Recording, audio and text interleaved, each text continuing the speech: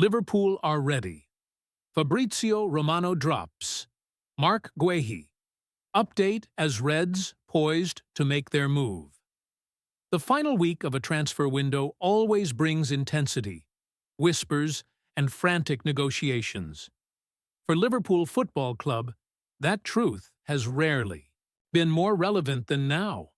As the clock ticks toward the close of the summer market, the Anfield hierarchy, led by Richard Hughes and working within the broader framework of Fenway Sports Group, FSG, face a defining decision. The Reds' defensive line has been under scrutiny ever since Arne Slot took charge. Despite the Dutchman's positive start and the emergence of young options, vulnerabilities have been exposed. With Virgil van Dijk not getting younger, Ibrahima Konate struggling with consistency and fitness, Joe Gomez in and out of favor, and Jarell Quansah still developing, Liverpool's centre-back department feels stretched. And so the spotlight falls on Marc Guehi, Crystal Palace's captain, England international, and one of the Premier League's most consistent defenders. Over the past 48 hours, the noise around Guehi has reached fever pitch. Reliable voices, namely Fabrizio Romano and David Ornstein, have both reaffirmed that Guehi is indeed high on Liverpool's list. In fact, Romano went further. Liverpool are not just monitoring, they are ready. The state of play. Guehi's contract and Crystal Palace's stance. Marc Guehi is entering the final year of his contract at Selhurst Park. That fact alone complicates the stance of Crystal Palace. Normally, a club's captain and defensive linchpin is considered untouchable unless an astronomical fee is tabled. But contracts change dynamics. Palace face a brutal calculation. Keep Guehi, risk losing him for free in 2026. Sell him now, but only if a replacement can be secured. Reports indicate Palace value him around $45 million. Liverpool, according to Romano, are ready to bid just over $30 million. That's a substantial gap, but it's also typical of how elite transfer negotiations begin. The first offer is rarely accepted. It's a testing of waters. Miguel Delaney suggested Palace won't budge easily. They know Guehi's market value is rising. England caps, proven Premier League experience, and leadership qualities make him one of the most attractive defensive prospects available. Romano's update. Liverpool are ready on. Wednesday afternoon, Fabrizio Romano addressed his YouTube audience with clarity. Liverpool are ready to make a bid. The initial offer is expected to be north of $30 million. A deal hinges on Crystal Palace's ability to find a replacement.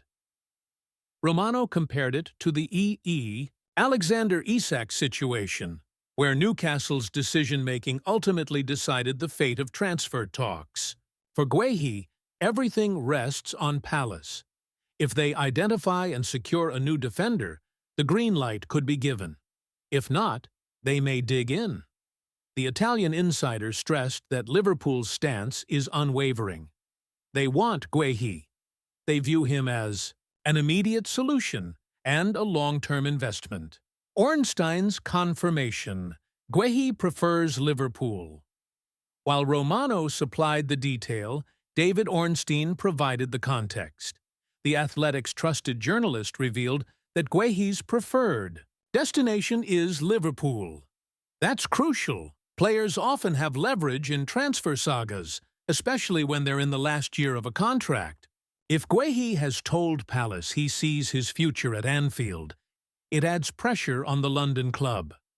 Liverpool can wait until 2026, when Guehi could join as a free agent, but the Reds prefer to move now.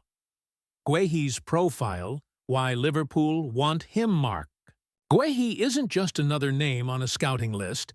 He embodies many of the qualities Liverpool crave in a centre-back. Age.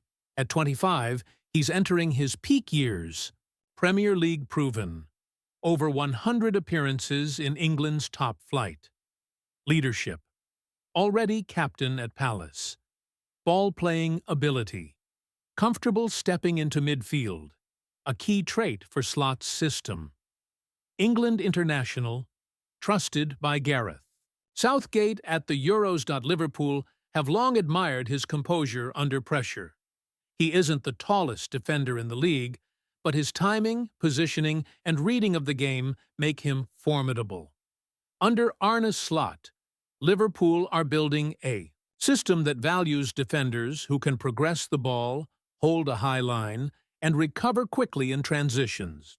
Guehi ticks every box. Liverpool's defensive puzzle. Virgil van Dijk, the captain, still majestic, still a leader, but turning 34 next summer. Liverpool must prepare for the post-VVD era. Ibrahima Konate, the enigma when fit. Konate is world-class, but fitness has been a recurring obstacle. Liverpool cannot rely solely on him.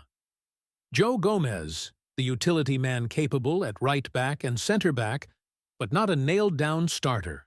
His future is always under quiet debate.